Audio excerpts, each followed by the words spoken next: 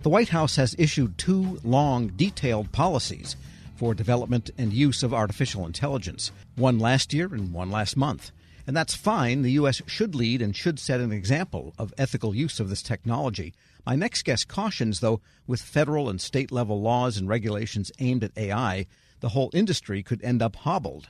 The head of AI policy at the Abundance Institute, Neil Chilson, joins me now. Mr. Chilson, good to have you with us. It's great to be here. And briefly, a word or two about the Abundance Institute. Everybody likes abundance. Yeah, we're finding that out. It's been a great launch. We launched back in April. The Abundance Institute is a new nonprofit organization that's focused on creating the right cultural and policy environments for emerging technologies.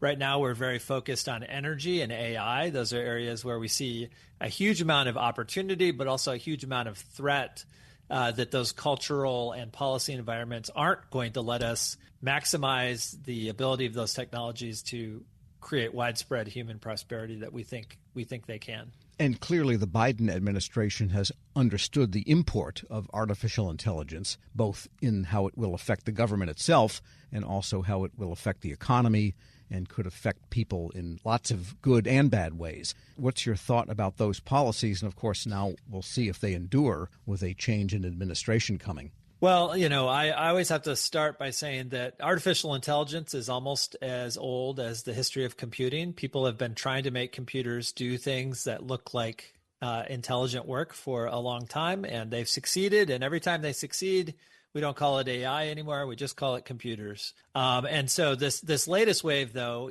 that started, I think, in the public mind and certainly in the mind of Washington in many ways, was launched by ChatGPT being released, and that kicked off a whole bunch of activity. And you've mentioned 2 of the big ones that the Biden administration did in the executive branch. And these are executive orders. One is an executive order that came out about a year ago. And then the most recent one is a memorandum on AI in the national security context. And I find there's a lot of overlap between them. But I find there's a very interesting difference in many ways, too.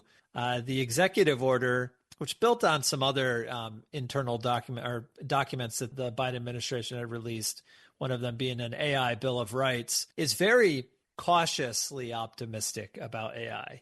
It tends to emphasize risks and harms, and a lot of the executive order, which is, by the way, the 3rd longest executive order ever issued, a lot of that is direction to various federal agencies and federal bodies to apply their existing authority to try to dig into how we can mitigate these potential risks.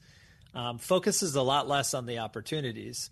The recent national security memorandum, in contrast, starts very early on by saying, this is a powerful technology that the U.S. needs to stay in the lead on. It's quite optimistic about the potential of the technology and the need for the U.S. to keep its leadership. And that tone change is pretty interesting, I think, between those two. I think a lot happened in the year. And so, but in the nitty gritty, they're both sort of take a top-down approach to this that says, hey, let's figure out the right government structures to make sure the industry is getting this right. Well, what's your sense that the industry itself is aware of the possible abuses of these technologies? Especially, I think people are worried about the generation of hallucinations deliberately in the deep fake and that kind of thing. Yeah. So, kind of not in a novel way, this is quite unlike the development of the internet technologies, where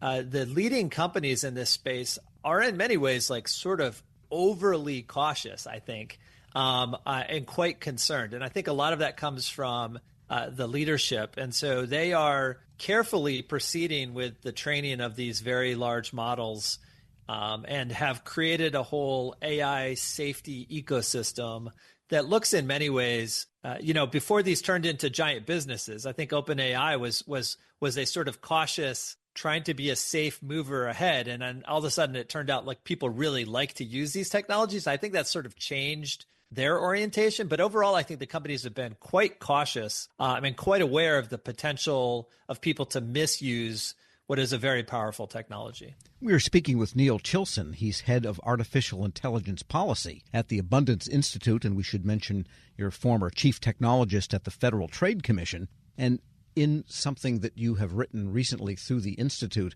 you mentioned that there are hundreds of potential laws and regulations on the books at the non-federal level. And it sounds like a lot of this is not harmonized, which we see in a lot of cases.